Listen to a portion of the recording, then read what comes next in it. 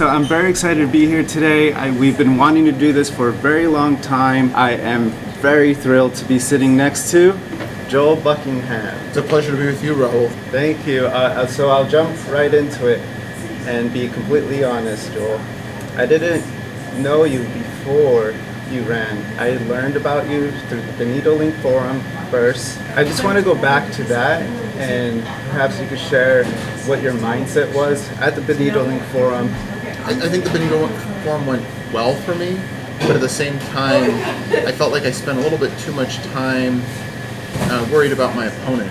And what I wanted to do is make sure that I was focusing more on what I bring to the table. I felt like there was a first part of a perspective where I had to make people see that they wanted change, that there was a need for it, but then subsequently I wanted to make sure they saw that, and this is the right vehicle for that to happen. When you're dealing with a changing community and growth, people need to know that the district attorney's office, that the sheriff's department, and the police department mean business. If there's an idea that when you don't deal with small weeds, they grow into bigger and bigger weeds, and then they pollinate, and then you have a patch of weeds, and you wonder, what happened? You brought up great community issues that are affecting San Benito County. The top three of mine for me were this need for a local DNA database, maximizing penalties for those that commit crimes, and of course, chasing after those hit and runs. So for example, one of the common things that happens in our office currently, there is no standard policy as it relates to hit and run cases. So very frequently in this county, what happens is people are caught for a hit and run, and instead of actually being prosecuted, when they pay back the damages to that hit and run, we agree to what's called a civil compromise and dismiss the case. The problem with that type of thinking is that it actually encourages what we are seeing on our roads every day, which is more and more bad driving and more hit and runs, because the worst thing that happens to you if you get caught is you go back to where you were if you had stayed. I think the hit and run issue is also an issue that's actually very important to me.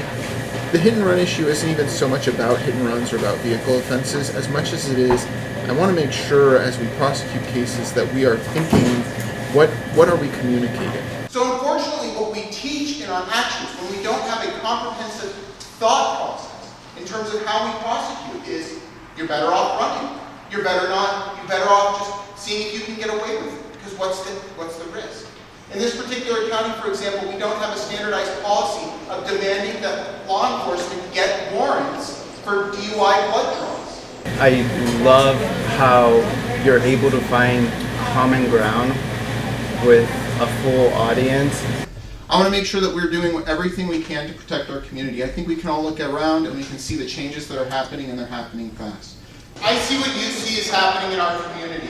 The simple fact of the matter is crimes are harder and harder to detect. And the fact of the matter, the only way to deal with growth is to start doing the hard work of hoeing the weeds day by day.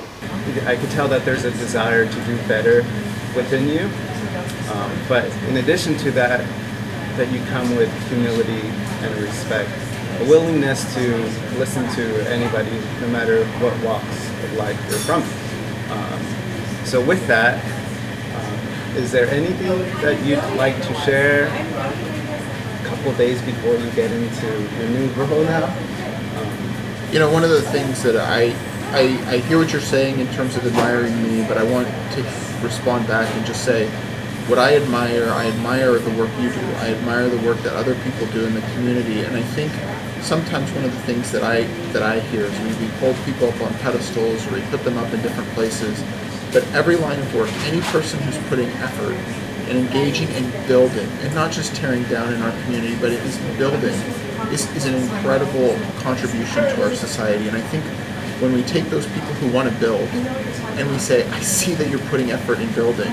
We're here at Farmhouse Cafe today, and Becky, the proprietor, has put so much effort in bringing her love to the community in terms of what she cooks and makes, that those type of activities are hard. They're hard work. They're business owners, freelancers, people who create content creators.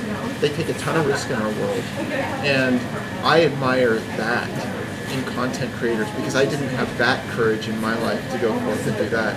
And I think that's one of the things that I want to say is we all, when we're all pulling together, we all contribute incredibly valuable and dynamic things to our community. And I truly don't believe that someone is better than another or that we're all necessary for a wonderful society.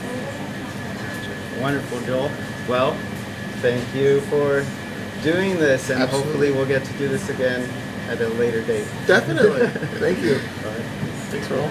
Thank you, Farmhouse Cafe, for letting us do this video. If you have a comment, please leave it below. Thank you for watching.